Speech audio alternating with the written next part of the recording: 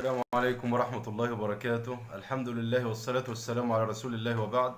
مع شرح كتاب البحر الرائق في الزهد والرقائق نتكلم اليوم عن علامات صحة التوبة.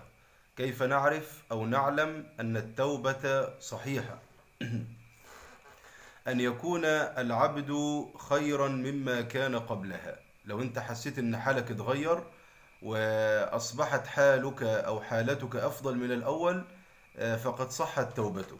ومنها أيضا من العلامات أن لا يزال الخوف مصاحبا له، تفضل برضو خايف، لا يأمن مكر الله طرفة عين، فخوفه مستمر إلى أن يسمع قول الرسل لقبضه أو لقبض روحه: ألا تخافوا ولا تحزنوا وأبشروا بالجنة التي كنتم توعدون.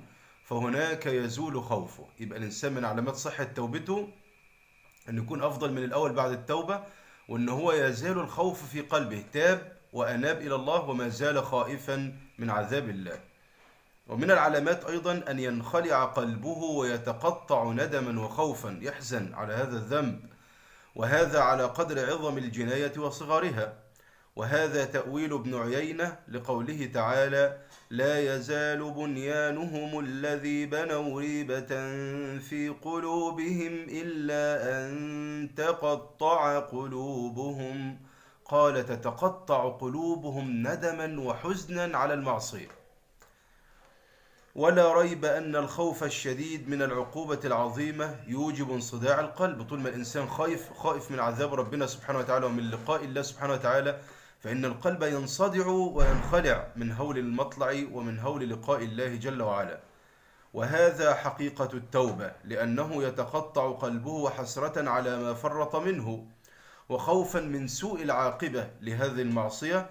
فمن لم يتقطع قلبه في الدنيا على ما فرط ويحزن، تقطع قلبه في الآخرة إذا حقت الحقائق وعاين ثواب المطيعين وعقاب العاصين. لو ما انخلعش قلبه في الدنيا وخاف من ربنا في الدنيا، يتقطع قلبه حينما يرى الطائعين وجزاءهم، وحينما يرى العاصين وعقابهم يوم القيامة.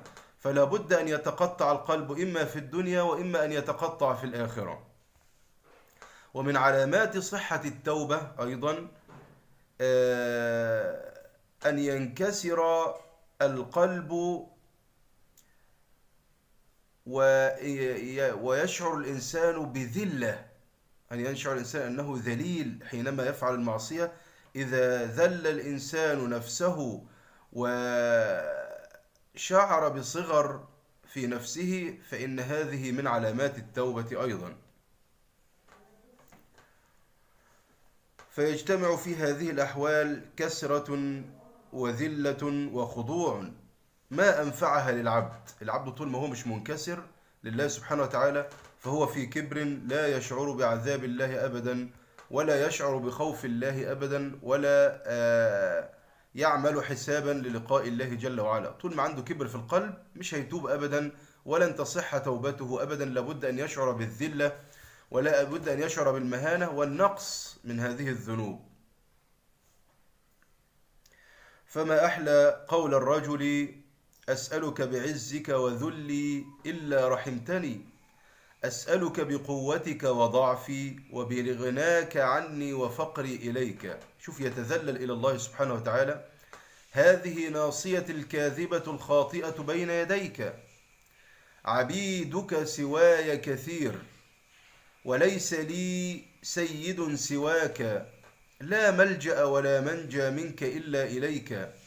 أسألك مسألة المسكين، وأبتهل إليك ابتهال الخاضع الذليل، وأدعوك دعاء الخائف الضرير، سؤال من خضعت لك رقبته، ورغم لك أنفه، وفاضت لك عيناه، وذل لك قلبه. يا من ألوذ به فيما أؤمله، ومن أعوذ به مما أحاذره.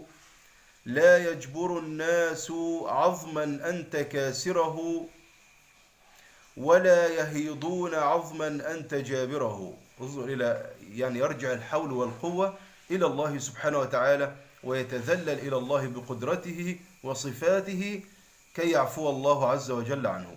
فهذا وأمثاله من آثار التوبة المقبولة. فمن لم يجد ذلك في قلبه فليتهم توبته، يبقى لسه التوبة مش صحيحة، وليرجع إلى تصحيحها. فما أصعب التوبة الصحيحة بالحقيقة، وما أسهلها باللسان والدعوة.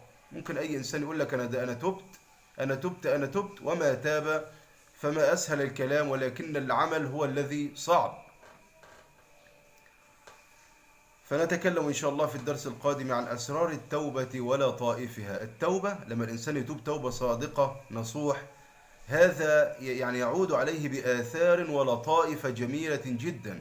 وصلى الله على نبينا محمد وآله وسلم، وجزاكم الله خيرا، والسلام عليكم ورحمة الله وبركاته.